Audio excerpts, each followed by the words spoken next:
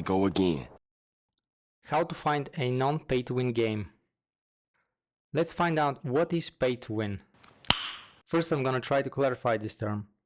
I see a lot of people using the term pay-to-win in various ways, which make it a bit difficult to determine what does it actually mean. So the word pay refers to the action of a player paying real money to win the game. This is straightforward. Let's look at the second word, win. I will mostly be talking about MMORPGs since this is the most common place to experience the practice of pay to win. MMORPGs focus primarily on PvE content or player versus environment, so the player is playing against the computer with scripted behavior. In a way, the game is designed to be beaten, so you as a player will always win, right? Then why should you ever pay extra to win, if the win is almost guaranteed? On a side note, PvP or player versus player is slightly different, but the concept applies in a similar fashion. Since winning itself is not the problem, the only other thing that comes to my mind is speed, or how fast you can accomplish a certain task in a game. But why does speed matter so much? For a single player game, it doesn't matter at all. And if you play the game even 10 years after you bought it, the experience will be the same. But for MMOs, speed is one of the most important things. Let's look at this from the perspective of a studio that creates and maintains MMO games. To keep it going, the game must earn constant profit for the studio. Unlike single player games, where they only need to make the initial hit on the market and move on to their next project. For most MMO games, they need to continuously release updates to keep the players hooked. As for the player to be able to have the best experience from the game, they must keep up with the updates. This is where the speed factor comes in. If the studio artificially makes the pace of the game slower in relation to the volume of content they release and the time needed for the players to complete it, the studio can sell a service or in-game item for real money that will give the players the extra edge they need to beat the game on time before the release of more content and be able to keep up with it. And if you don't pay extra, you will simply fall behind and not be able to be part of the latest updates along with others who pay extra. You may be thinking, why not just play along with others like you and just be divided into pay-to-win and non-pay-to-win communities in a single game? And my take on this is, when was the last time something good came out of segregating societies? If divide and conquer floats your boat, be my guest, but nothing good ever comes out of it. So for me, this is pay-to-win. Winning the game means finishing the game, and if you pay real money constantly, you finish the content before the new release. But if you don't pay extra, you stay behind others on the treadmill. Some people call this pay for convenience. I will get to this in a minute to explain why it's the same as pay to win. Now, another use of the term is when people talk about pay for power. This happens when you have the option to obtain items for real money that are otherwise unobtainable in-game or have extremely low drop rate, which effectively is the same. Those items will also give you great advantage in the game. But let's be real about it. How many games you know that have this practice? I can name only one that I used to play as a kid, Talisman Online. There may be others alike, but most of them would be just as shady as Talisman Online and with very low player base. I wonder why. This practice is mostly utilized by private or fun servers of original games as a way to earn some revenue. There are not many top MMOs that have such aggressive in-game shops. Most companies will disguise pay to win with funky playful words like pay for convenience. Convenience equals speed. Speed equals win. To be more specific, such companies will never sell you unobtainable items or items that require very long time to be obtained because it's too obvious. They will, however, sell you things like inventory space, character slots, bank taps, XP boosters, or other small gadgets for their games. Perfect example for this is Guild Wars 2, which I have played for a very long time.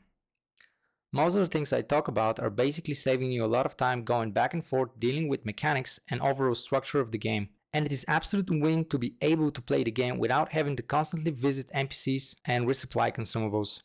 More speed, more win. I'm not even gonna talk too much about the fact that some games, like Guild Wars 2, allow you to buy cash shop currency for in-game currency, or gems for gold in this case. In my opinion, this is even worse since it creates a loop where the whole point of it becomes play the game hardcore so you can play the game normally. A better example for this was the WoW token, which basically means that if you choose this road, you must play the game a lot just to retain the right to play the game. This trick is designed to sink your life away. Overall, it takes away the joy of playing the game and it replaces it with a chore. This brings me to the last question. Are there non-pay-to-win games? Well, yes, maybe.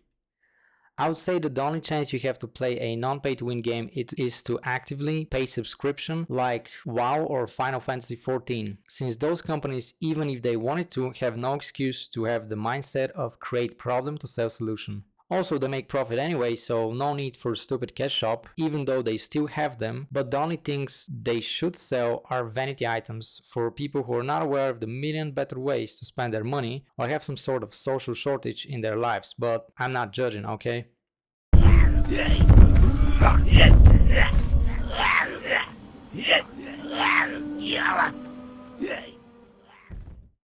Everything else is always pay to win, even top games like Path of Exile or Hearthstone. That doesn't mean you should not play them, since they're good anyway, and we need to determine how impactful the pay to win factor is. Since we're on that page, any free-to-play game has to make profit somehow, so naturally this means the game is also pay to win. Path of Exile is free-to-play, therefore pay to win. However, we can quickly notice that for not so much money you can buy all the convenience stuff to play the game more efficiently, so it's the same as simply buying a game, which to me is a fair transaction. Hey, that's pretty good. Path of Exile is pay to win, and it is still a top game. In comparison, looking back at Talisman Online, which is an Eastern game, naturally once you obtain endgame gear, you must upgrade it a million times before it's worth it, and for this, you will probably need to spend thousands of dollars instead of buying half the games on Steam and have way more fun playing them.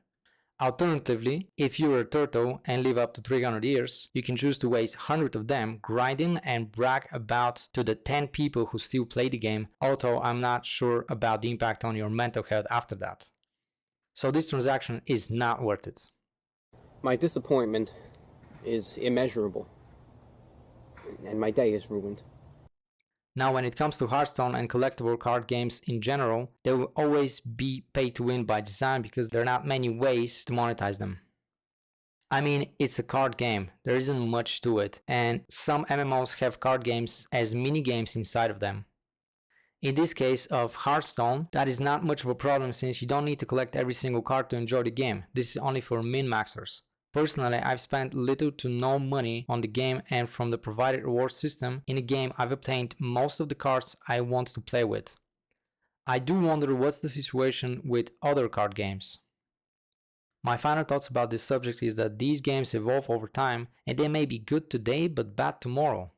Keep an eye on big news about studios changing ownership. Big corporations are always very bad picture.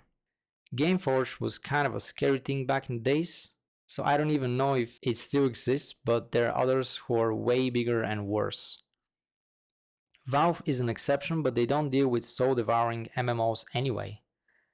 And Amazon, well, it's not a game studio, it's an online store, and I'm just saying. Anyway, take all that with a pinch of salt, have fun and see you next time.